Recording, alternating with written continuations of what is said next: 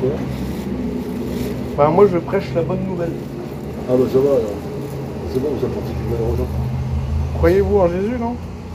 Bah j'ai été baptisé, je me suis marié à l'église. Ouais. Ouais. Et le salut, c'est quoi, à votre avis? Le salut? Ouais. Faites gaffe, c'est le salut de. Bah, comment nous devons être sauvés selon la Bible? Mais je pense qu'il n'y a que l'homme qui peut sauver l'homme. Bah non. Et que ce qu'on. Les trucs de la. Comment on appelle? Les prédictions de la religion, on devrait s'en inspirer, c'est tout. Et arrêter toutes ces conneries. Le salut, je veux bien. Alors le salut viendrait de quoi par vous, d'après vous? Bah, selon la Bible, Jésus nous dit clairement comment nous sommes sauvés. Vous Bah, avez déjà lu la Bible? Non. Ouais. Ouais, beaucoup de gens. Oui, non, bah, c'est pas Comme grave. beaucoup. Moi, je suis pas catholique, hein. Je suis Ouais. pas dans une secte ou je sais pas quoi. Hein. Ouais. Je crois en ce que la parole de Dieu dit. Mm. Et Jésus a dit, en Jean 6,47, il a dit, en vérité, je vous le dis, celui qui croit en moi a la vie éternelle. Donc, pour être sauvé, c'est d'avoir mis sa confiance en Christ. Voilà. Tout simplement. Je sais pas trop là. C'est pas votre baptême, c'est pas votre Non. votre mais, bon comportement qui vous sauve. C'est pas être une bonne personne qui vous sauve. Même si tout cela est important, bien sûr, ça ne sauve pas. C'est le fait d'avoir accepté Jésus comme Seigneur et Sauveur. Parce que pour Dieu, on a une dette. Vous comprenez? Par rapport au péché. Oui. Et Dieu a... Ouais, mais c'est tellement facile. C'est un peu quand même facile parce que on a une dette envers le péché. Mais quel homme, merci, quel homme ne péche pas?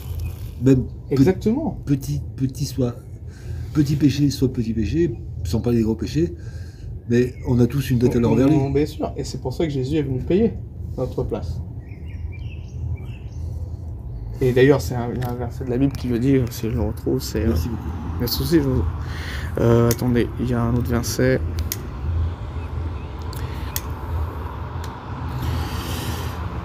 Donc oui, Jésus est venu payer la dette, c'est pas, comment dire... c'est pas par... c'est pour ça qu'il faut croire en lui, pour que nous soyons justement dégagés en fait de la condamnation. Donc à partir du moment où vous avez cru, vous avez la vie éternelle, hein. Vous n'avez pas de soucis à vous faire Mais là-dessus. vous avez votre comportement qui joue. Non, pas pour le salut, je veux dire pour Dieu, comme vous l'avez dit tout à l'heure. Nous sommes tous pécheurs. Okay. Et donc on ne peut pas arriver devant le Seigneur en disant, voilà, j'ai péché moins, ou l'autre il a péché plus. Voilà. Et donc pour Dieu, on devrait tous aller en enfer. Et donc ce qui nous justifie devant Dieu, c'est le fait d'avoir mis sa confiance en Christ, en son Fils. Donc voilà, c'est ça. Il suffit d'avoir cru pour être sauvé. Attendez, j'essaie de trouver le verset, j'arrive pas à le retenir celui-là. Non, parce que il est pas mal. Il est caché. Ouais, il y en a pas mal. Je crois que c'est dans Romains 4. Pour nos offenses, justification.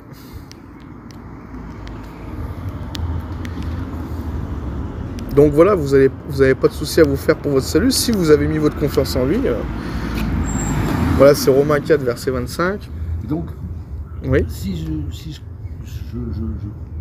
suis votre parole, ouais. ce qu'on me dit, c'est-à-dire que j'ai mis ma confiance en lui, et si j'ai péché dans ma vie? Mais tout le monde pêche. Voilà.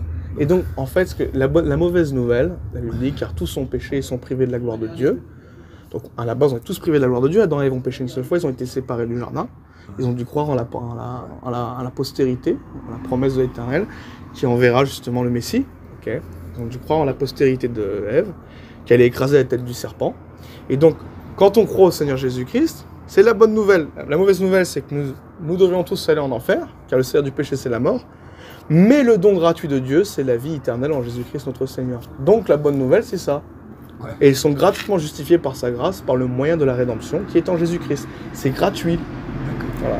Ce ne serait pas une bonne nouvelle si je vous disais, voilà monsieur, si admettons le Seigneur était venu en disant, il faut croire et maintenir une bonne vie de sainteté, se repentir de ses péchés, être une... Je veux dire, le meilleur ami que j'ai eu, le plus loyal, c'est un aumônier.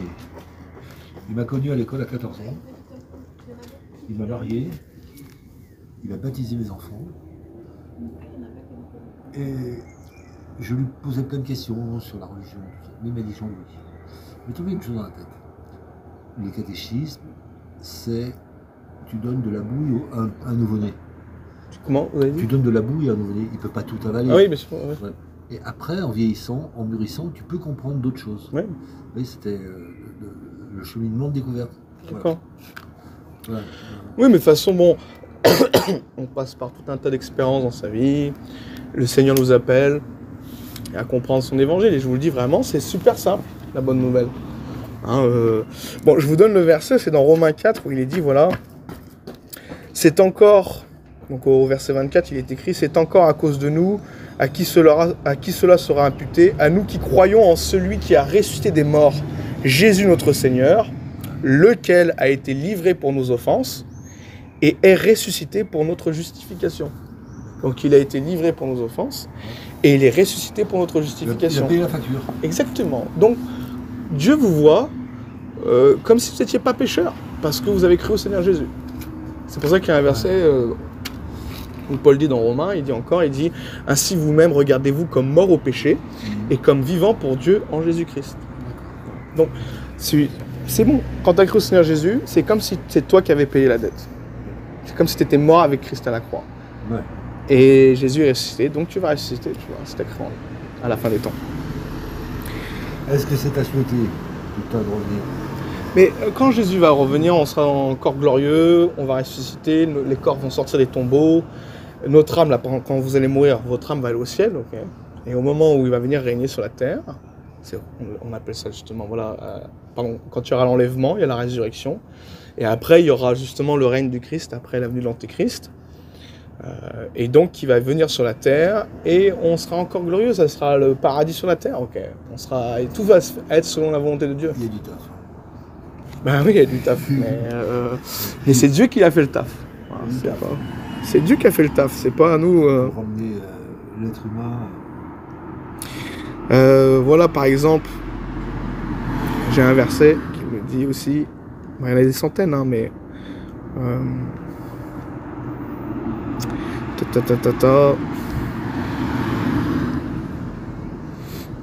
je cherche, voilà. Dans Ephésiens 1, verset 7, il est écrit « En lui, nous avons la rédemption par son sang, la rémission des péchés. » Donc c'est vraiment tous les péchés. Jean 1, 29 dit « Voici l'agneau de Dieu qui ôte le péché du monde. » Voilà, c'est la bonne nouvelle. Jésus est venu, il a dit « Voilà, si vous croyez en moi, la dette est payée. » Donc ne vous en faites pas par rapport à avoir peur après votre mort, de dire « Voilà, est-ce que je vais en enfer ou est-ce que je vais au ciel ?» Vous irez au ciel parce que vous avez cru. Étant donc justifiés par la foi, nous avons la paix avec Dieu, par notre Seigneur Jésus-Christ. Vous avez la paix, c'est ça que je veux dire. Spirituellement. Après, bien sûr, le temps qu'on vit sur la terre, ben, on a des galères, on a des épreuves. Ouais, à cause de nos péchés. Il y a des conséquences à nos péchés sur la terre, ok. Mais il n'y a pas de conséquences sur notre éternité. Si vous avez cru au Seigneur, c'est bon, vous êtes rachetés. Et ça, c'est pas forcément ce qu'on va vous enseigner à l'Église catholique. Hein. Tout à fait, ouais. Ils vont vous faire tout un blabla. Non, on n'est pas sûr d'être sauvés, on verra peut-être à la fin. Il faut prendre l'Eucharistie, blablabla. Et... Centrer des poissons. Ouais, c'est pour ça que... Et vous êtes à l'école, là, ou un truc, ici? Non, pas du tout. Moi, je me promène. Là, justement, je sors un peu annoncer la bonne nouvelle. Là, je travaillais sur un texte biblique. Et puis voilà, je me suis posé là parce qu'il pleuvait tout à l'heure. Je me suis mis à l'abri. Et au point de vue vie, chez vous? Ah bah moi, j'habite en bas, là, de la colline. Je suis pas... Non, je suis pas dehors. Hein. Vous vous promenez dans Lyon? Oui, bien sûr. Ah, d'accord.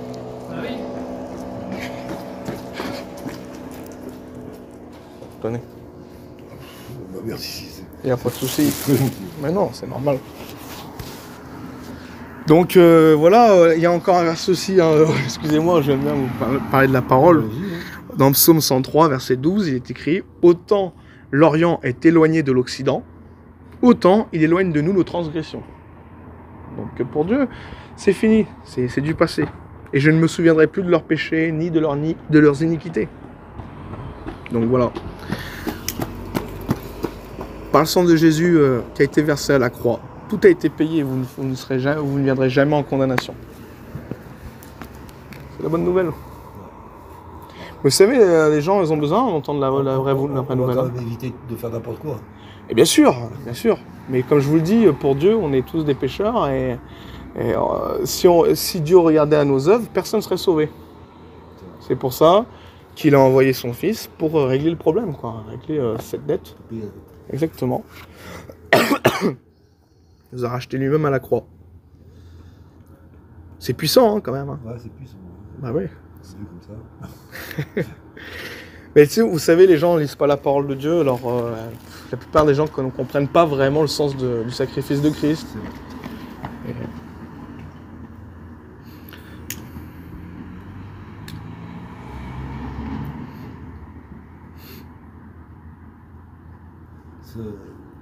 Ce meunier que je vous parlais tout à l'heure, il venait du Brésil.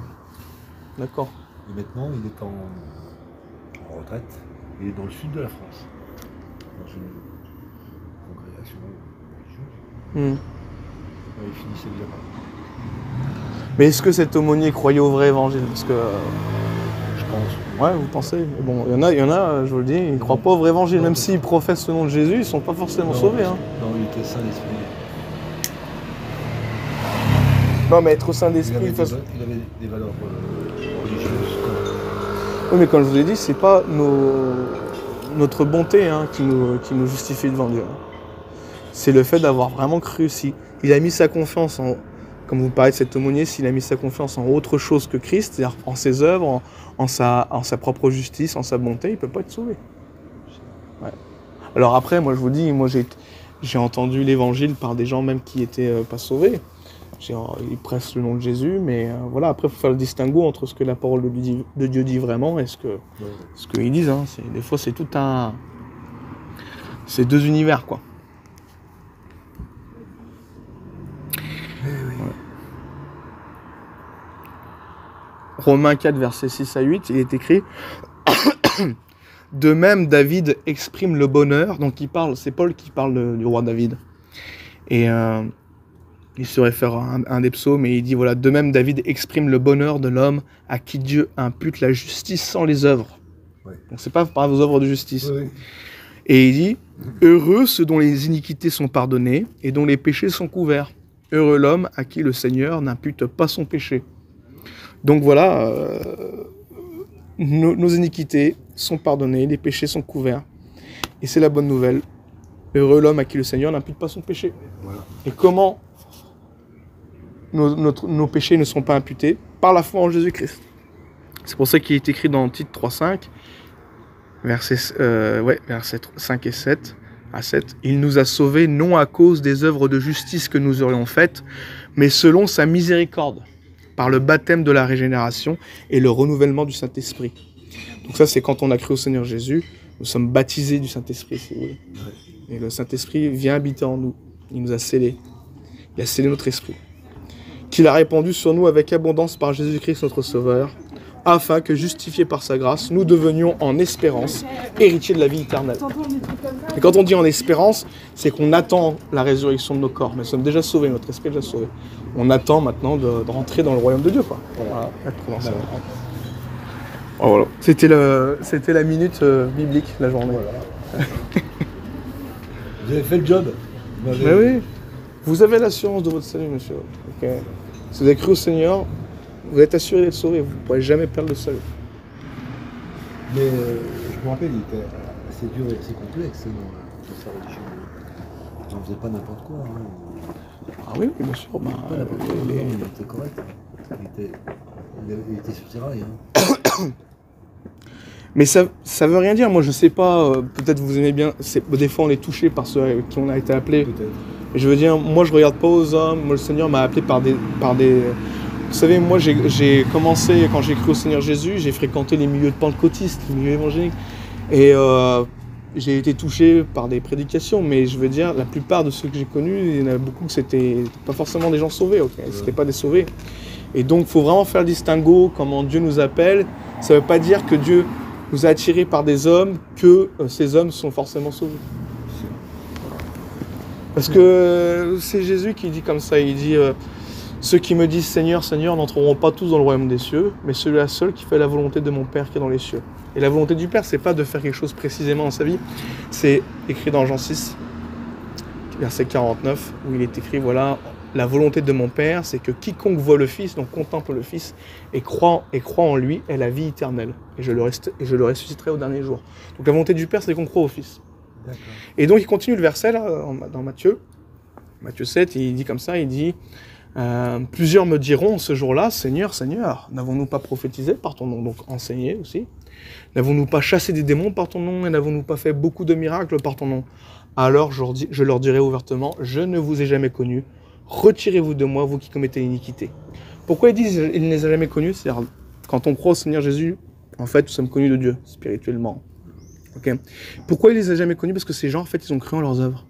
Ils ont cru en leur bonne prédication, en chassant des démons, en faisant des merveilleuses œuvres, comme par exemple aller à l'église, etc. Donc ça veut rien dire, c'est vraiment mettre sa confiance entièrement en Christ. Le reste, c'est bien de le faire, mais ça ne sauve pas. Non, je suis pas très église. Oui, je vous crois. De toute façon, les églises en France, c'est difficile d'avoir des bonnes églises en France. On a plus en Amérique. Mais... Et les baptistes, moi, je suis plutôt un baptiste. Vous savez, il y a eu aussi les Vaudois, c'était des baptistes, Carvaldo.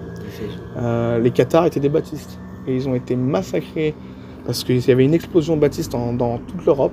Et l'Église catholique a justement formé l'Inquisition, a été instigatrice de l'Inquisition, les deux Inquisitions, pour mettre à mort les baptistes principalement. C'est pour ça qu'ils sont barrés en Amérique pendant la découverte. Ah oui. Et ils ont d'ailleurs même influencé la réforme protestante. Ah oui. Ça va.